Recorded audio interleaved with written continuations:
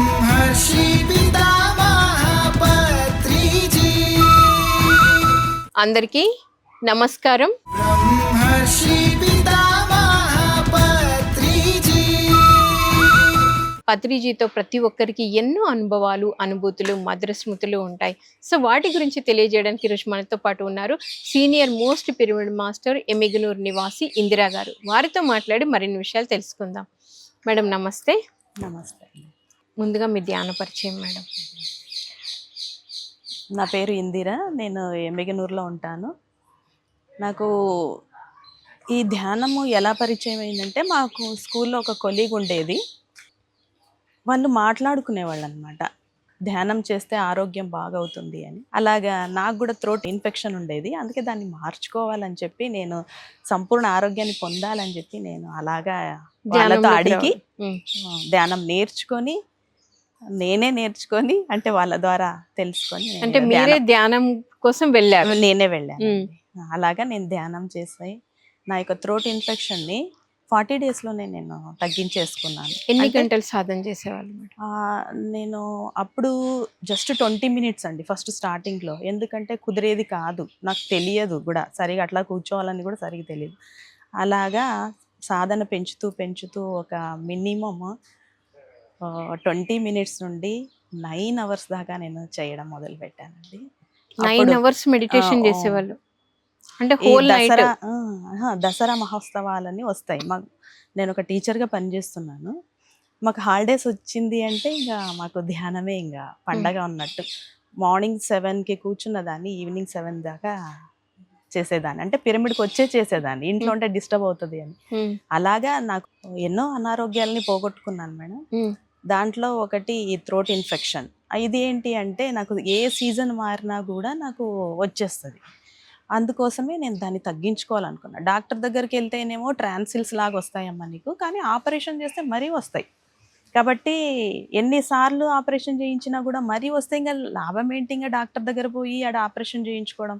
అందుకోసమే నేను ఈ ధ్యానాన్ని పట్టుకున్నాను. 40 daysలోనే నేను తగ్గించుకున్నాను. అప్పటి నుంచి ఇప్పటిదాకా లేదండి.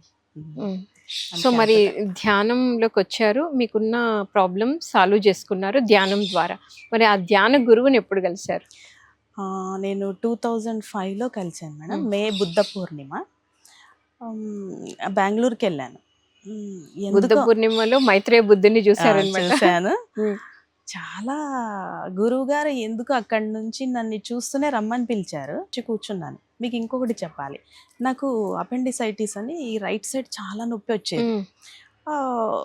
డాక్టర్ దగ్గరికి వెళ్ళాను, అది కూడా 2 types అంట. ఆపరేషన్ చేసినా కూడా మరీ వస్తుంది. మరి ఎందుకు చేయించుకోవాలా, కడుపు ఎందుకు కోయించుకోవాలా కదా. సరే అని చెప్పి ధ్యానం వల్ల నేను తగ్గించుకుందామని చూశాను. కానీ నాకు ఉన్నది సార్కి నేను ఎప్పుడు చెప్పలేదు. అప్పటి నుంచి ఇప్పటిదాకా అది లేదండి. అంత అద్భుతం మేడం, గొప్ప మాస్టర్ మేడం అతను. ఒక దైవమే మన దగ్గరికి వచ్చి మానవ రూపం ధరించి మన మధ్యలో తిరిగారు. అదే మేడం, అసలు అతన్ని కలవడం నా జీవితంలో అత్యుత్తమైన ఒక సంగతి, అదృష్టంగానే భావిస్తాను. సో మరి అలా మీరు ఫస్ట్ టైం సార్ని చూశారు కదా మేడం, తర్వాత మళ్ళీ మీరు సార్ని ఎప్పుడు కలుసుకున్నారు? అంటే ఏదైనా ఒకటి మీకు ఏదైనా ఒక డెసిషన్ తీసుకోవాలనుకున్నప్పుడు సార్ని అడగడం కానీ, లేకపోతే ఇండైరెక్ట్గా సార్ దగ్గర నుండి మీకు అడ్వైజ్ రావడం కానీ జరిగిందా? చాలా జరుగుతాయి మేడం, ఇట్లా ఇప్పటికీ కూడా జరుగుతుంది మేడం. ఓకే. సార్ లేరనే కాదు, కానీ నాకు సార్ ప్రతిసారి గైడెన్స్ ఎలా ఉంటుందంటే కళలో వచ్చి అనిపిస్తూ ఉంటుంది మేడం. వర్క్ ఏదైనా చెయ్యాలనుకున్నాను అనుకోండి, వెంటనే సార్ ద్వారా నాకు అది చెయ్యాలా వద్దా అనేది తెలిసిపోతుంది ఇండైరెక్ట్గా. మరి అది ఒక స్టోరీ లాగా కనపడ్డము నాకు అర్థమే కాదు. మరి ధ్యానం చేసి ఏంటి అని తెలుసుకొని నేను ఫార్వర్డ్ అవుతూ ఉంటాను మేడం. చాలా అద్భుతంగా ఉంటుంది. ఓకే. సో మరి సార్ కాన్సెప్ట్స్ మీరు ఎక్కువగా ఏవి వింటూ ఉంటారు మేడం? 24 hours నేను అవే వినేదాన్ని మేడం. 40 గంటల ఒక స్పీచ్ ఉంది మేడం సార్ది. అంటే మీ ఒకటి తర్వాత ఒకటి వస్తూనే ఉంటాయి. అది ఎప్పుడు ఫస్ట్ మనకు దొరికింది 2004లో దొరికింది అదే. అందరి మాస్టర్ల యొక్క అనుభవాలు ఉన్నాయి దాంట్లో. అన్నీ విన్నాను మేడం. సార్వి కూడా సంకల్ప శక్తి అన్నీ చాలా విన్నాను మేడం. ప్రతిసారి ఏది విన్నా కూడా మాకు కొత్తదిగా అనిపిస్తుంది. దాంట్లో ఒక మెసేజ్ ఉంటుంది, మాకు ఆన్సర్ ఉంటుంది. కాబట్టి సార్ మెసేజెస్ కానీ సార్ స్పీచెస్ కానీ ప్రతి ఒక్కరు వినాలి. ఇప్పుడు మీరు అన్నారు మేడం సార్ మెసేజెస్ చాలా వినేదాన్ని, దాంట్లో మీకు ఒక ఆన్సర్ దొరికేది అని. అలా మీరు ఏదైనా వెతుక్కుతున్న టైంలో ఆ మెసేజ్ అందుకున్నది ఏంటి మేడం? ఫర్ ఎగ్జాంపుల్ మేడం, నాకు మా స్కూల్లో హెచ్ఎంగా ప్రమోషన్ వచ్చింది. ఆ, నేను తీసుకోవాలా వద్దా, ఎందుకంటే రిస్క్ ఉంటుంది మేడం, ప్రైవేట్ స్కూల్లో చాలా రిస్క్ ఉంటుంది, తీసుకోవాలా వద్దా అని. అప్పుడు సార్ ఒక స్పీచ్లో సార్ చెప్తున్నారు, మీకు మీకు అనిపించవచ్చు చాలా తక్కువగా ఉండవచ్చు, మీరు మీ ఫీలింగ్ అట్లా ఉండొచ్చు, కానీ ఒక మాస్టర్ మీకు పైనుంచి మీకు గైడ్ చేస్తుంటారు అని చెప్పేసి ఒక మెసేజ్ విన్నాను మేడం. వెంటనే తీసేసుకున్నాను, ఇప్పుడు హెచ్ఎంగా పనిచేస్తున్నాను.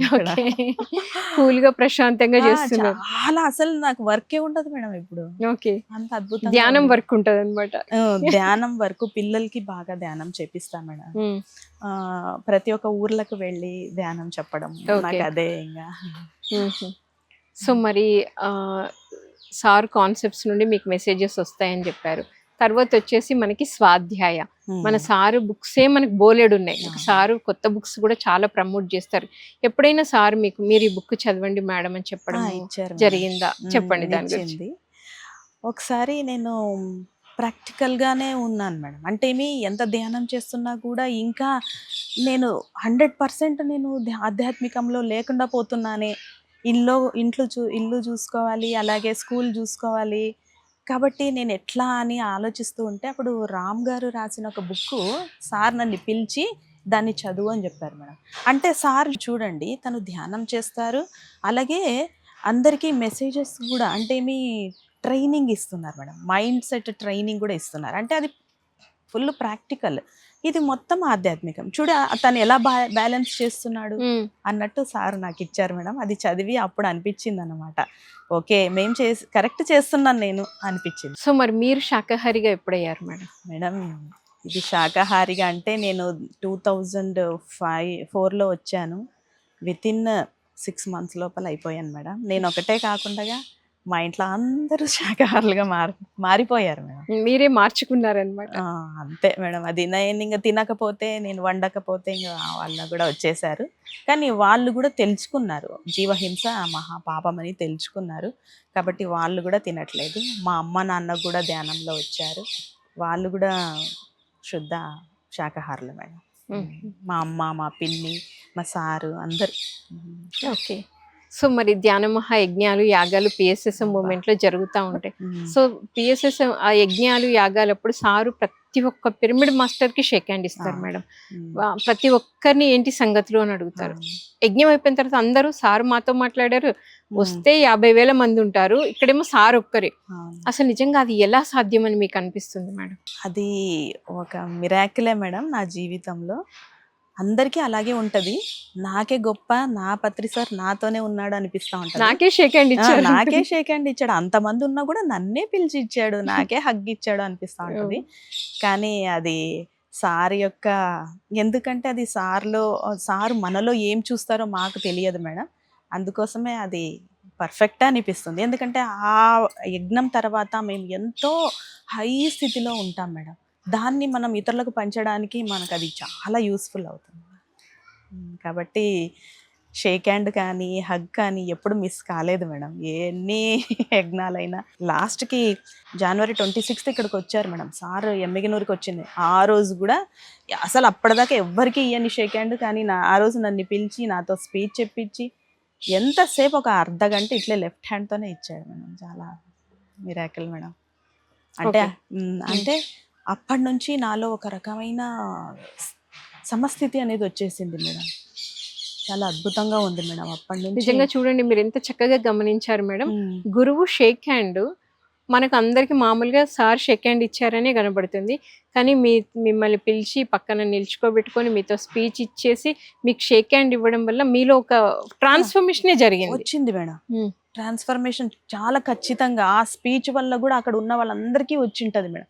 ఎందుకంటే అక్కడ ఉండేది నా శరీరం ఉన్నా కూడా చెప్పించింది మేడం తానే కదా, గురువే కదా మేడం. మరి ఆ గురు స్పీచ్ నా ద్వారా వెళ్ళింది మేడం. అందుకోసం అక్కడ ఉన్న వాళ్ళందరూ మారింటారు మేడం. 100% అందరి కళ్ళలో నీళ్లు నేను చూశాను మేడం ఆ రోజు. అద్భుతం మేడం. అది అలా ఎలా జరుగుతుందో అది అతనికే తెలియాలి మేడం. సార్‌కే తెలియాల. ఆ గురువు గారికే తెలియాలి. సార్‌ని గమనిస్తూ ఉంటారు మేడం చాలామంది. కొంతమందేమో చెప్తే నేర్చుకుంటారు. కొంతమంది గమనించి నేర్చుకుంటారు. అలా మీరు ఆయన్ని చూసి గమనించో, లేకపోతే మీరిలా ఉండండి మేడం అని సారు డైరెక్ట్‌గా చెప్పడమా? అది మీరేం నేర్చుకున్నారు ఆయన దగ్గర? నేను అసలు అతని కళ్ళ కదలికల బట్టే నేను నేర్చుకున్నా మేడం. ఎప్పుడు గూడా మీరు ఇలా ఉండండి అని నాకెప్పుడు చెప్పలేదు మేడం. ఊరికే అతని చూపు ద్వారానే నేర్చుకున్నాను. ఓహో! ఇది తప్పు. ఇది కరెక్ట్. అలాగా నేను అతని యొక్క మూమెంట్స్‌ని బట్టే నేను నేర్చుకున్నాను. ఏం నేర్చుకున్నారు మేడం? ఇప్పుడు అంటే సార్‌లో చాలా క్వాలిటీస్ ఉంటాయి. ఒక్కొక్కరు నేను ఇది ఇంప్లిమెంటేషన్ చేసుకున్నాను అంటారు. మీరు ఏది డెవలప్ చేసుకున్నారు?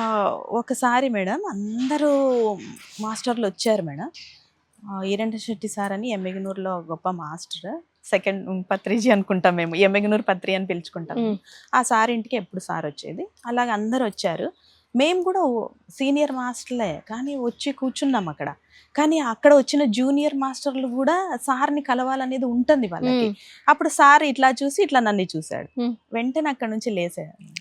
అంటే ఆ చూపులోనే అర్థం అంత ఉంటది మేడం. అంటే వాళ్ళకు ఛాన్స్ ఇవ్వండి అని. అలాగా మేడం అలా నేర్చుకున్నాను. ప్రతి ఒక్కటి వడ్డించేటప్పుడు కూడా తను చూస్తాడు. చూసి వేస్తూ ఉంటారు. మనలో ఉన్న ఆలోచనలు కూడా వింటారు మేడం సారు. అలాగా ఒకసారి నేను ఏదో అనుకుంటుంటే అన్నాడు.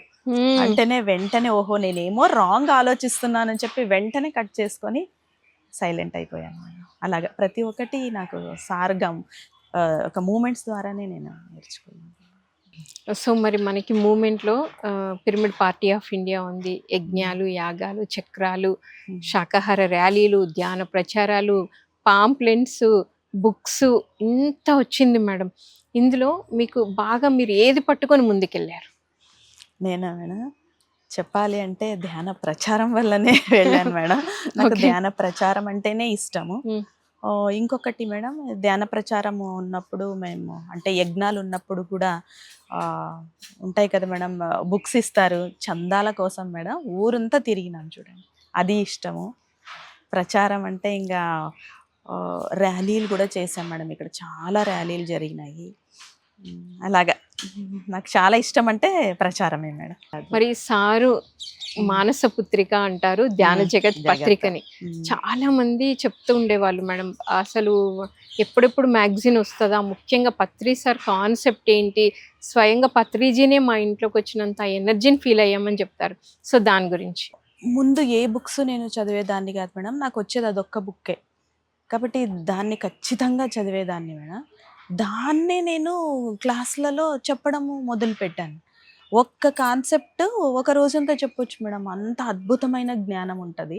అలాగే ఎన్నో డిఫరెంట్ బుక్స్ గురించి కూడా ఉంటాయి. ఆ బుక్ అంతా చదవాల్సిన అవసరం లేకుండా దాంట్లో ఒక మెసేజ్ విన్నా కూడా చాలు మేడం, చదివినా కూడా చాలు. ఇతరులకు చెప్పడానికి బాగుంటుంది నిజంగా. అప్పుడు దట్ ఈజ్ పత్రిజీ అని ఒకటి వచ్చేది కాన్సెప్ట్. నెక్స్ట్ ధ్యానం వల్ల వాళ్ళలో మార్పులు అవన్నీ కూడా మనలో ఒక ఉత్సాహాన్ని నింపాయి. అలాగే మనకు ఎదుగుదలగా కూడా ఆ బుక్ బాగా పనిచేసింది మేడం. ఇప్పటికీ కూడా మా ఇంటికి రోజు వస్తుంది. నేను చదివి అందరికీ పనిచేస్తున్నాను మేడం. మేడం మీరు ఒక టీచర్ నుండి ఒక ప్రమోషన్ వచ్చి చక్కగా ఒక స్కూల్లో హెడ్ మాస్టర్గా అయ్యారు. పత్రి సారు చిన్నప్పటి నుండే పిల్లలకి ధ్యానం నేర్పించాలి అంటారు.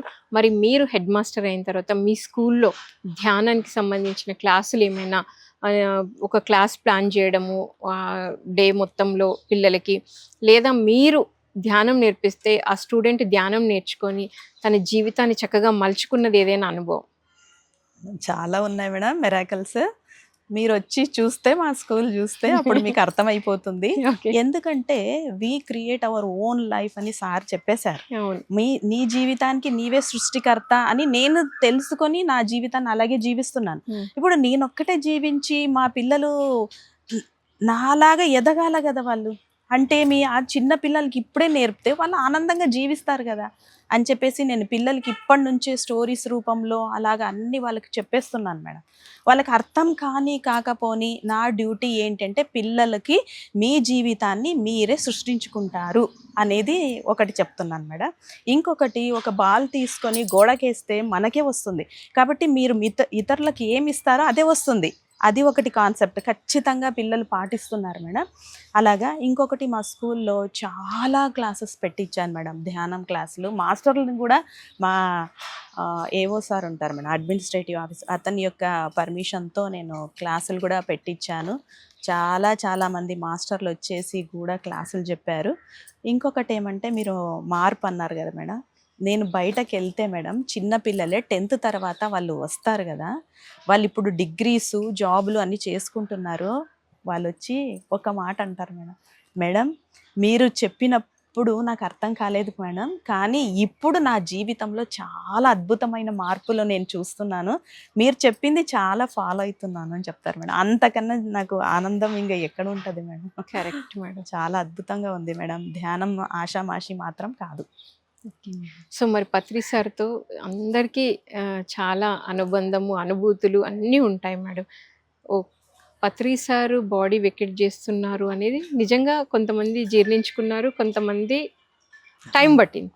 మరి అప్పుడు మీకు ఏమనిపించింది మేడం? నాకు ఆ రోజు ధ్యానం కూర్చున్నాను మేడం. అంటే నేను హైదరాబాద్కి ఆ రోజు రాలే, సార్ బాడీ వెకేట్ చేసినప్పుడు 5 o'clock ఏమో అయింది ఈవినింగ్.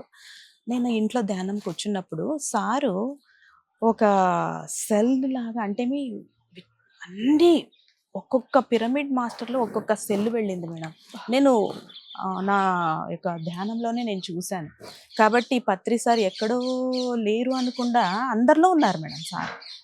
కానీ అప్పుడు నాకు దుఃఖమేం కలగలేదు, కానీ అక్కడికి వెళ్ళినప్పుడు కొంచెం మరుసటి రోజు వెళ్ళాను మేడం. అప్పుడు కొంచెం బాధ అనిపించింది, ఎందుకంటే యాస్ట్రల్గా ఉన్నారు సారు, కానీ ఫిజికల్గా నేను చూడలేను కదా ఇప్పటి నుంచి అనేది ఒక దుఃఖం మాత్రం ఉన్నింది.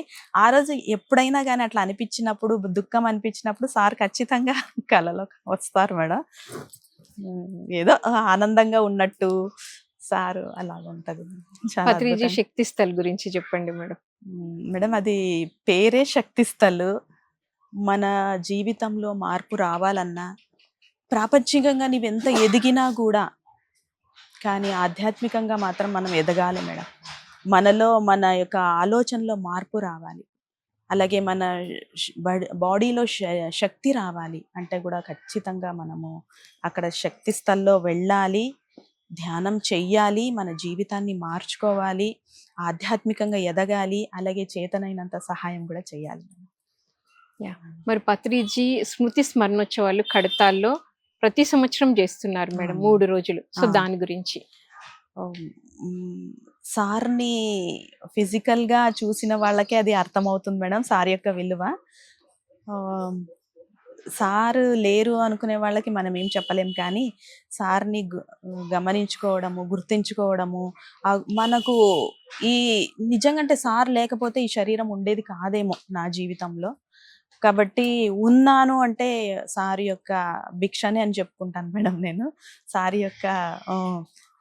కాబట్టి సార్ని మనం ఆ 3 days అన్నా ఖచ్చితంగా మనం అక్కడ వెళ్ళాలి, అటెండ్ కావాలి అని, అక్కడ ధ్యానం చేసుకోవాలి ఖచ్చితంగా. పత్రి సార్తో ఉన్న అనుభవాలు, అనుభూతులు చెప్తుంటే అందరూ వినాలి, చక్కటి స్వాధ్యాయం కూడా జరుగుతుంది.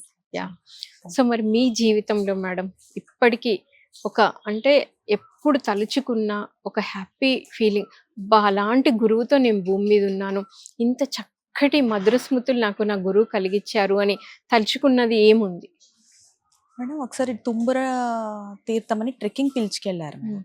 అక్కడంతా కొండలు ఉంటాయి, వాటర్ ఉంటుంది. అప్పుడే జస్ట్ నేను పోయింది 2005లోనే, కానీ ఎందుకో ట్రెక్కింగ్ వెళ్ళాలనిపించింది. ఆ కొలంలో కూర్చున్నాడు సారు, నన్ను రమ్మన్నారు మేడం.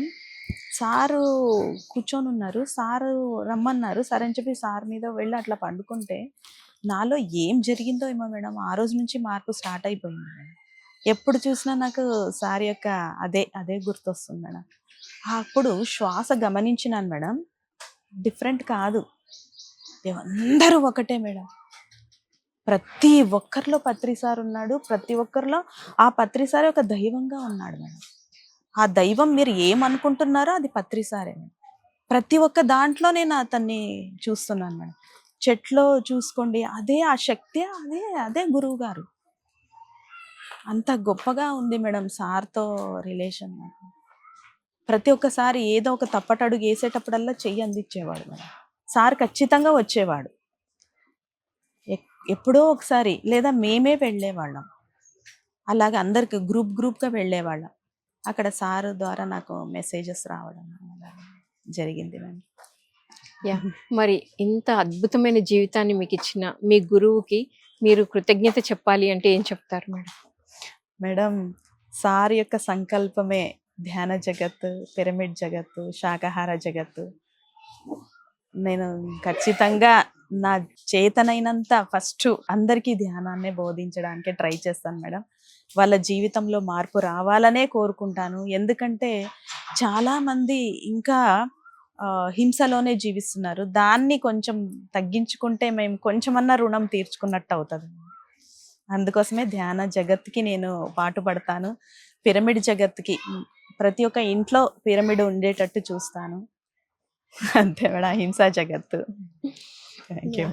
Thank you madam. మరి ఎంతో చక్కగా నిజంగా ఒక గురువు దగ్గర నుండి ఎలా గమనించి ఏం నేర్చుకోవాలి, ఆ గురువు ఎలా ఒక పర్సన్ని తీర్చిదిద్దుతున్నారు అనేది ఎంతో అద్భుతంగా తెలియజేశారు madam. Thank you so much. మీకు కూడా థ్యాంక్ యూ మేడం. పిఎంసికి కూడా కృతజ్ఞతలు. ఇంత గొప్ప అవకాశాన్ని ఇచ్చిన పిఎంసికి, అలాగే మీకు కెమెరామ్యాన్లకి నా శతకోటి ధన్యవాదాలు. అలాగే మన గురువు గారికి బ్రహ్మర్షి పత్రిజీ గారికి కూడా చాలా కోటి వందనాలు మేడం. ఈ జీవితంలో నేను చేసుకున్న అతి గొప్ప పుణ్యం ఏదైనా ఉందంటే సార్ని కలవడమే నా జీవితంలో. Thank you. సో విన్నారు కదండి, మరి మేడం ఎంతో అద్భుతంగా తెలియజేశారు. ఎప్పుడైనా పడిపోతున్నాము అని అనిపిస్తున్నప్పుడు చెయ్యి అందించి మళ్ళీ ఒడ్డుకు చేర్చి మళ్ళీ ఆ స్థితిలో నిలబెట్టే అంత గొప్ప గురువు బ్రహ్మర్షి పితామహ పత్రిజీ అని చెప్పారు. ఒక చూపుతోనే, ఒక మాట కూడా మాట్లాడకుండా ఒక చూపుతోనే ఎంతో అద్భుతంగా సరిదిద్దుతారు. అంత గొప్ప మహానుభావుడితో నేను కలిసి ఉన్నాను అని మేడం యొక్క అనుభవాలు, అనుభూతులు తెలుసుకున్నాం. మరొక కార్యక్రమంలో మళ్ళీ కలుద్దాం. అప్పటి వరకు చూస్తూనే ఉండండి పిఎంసి ప్రతిక్షణం సత్యదర్శనం. Thank you so much.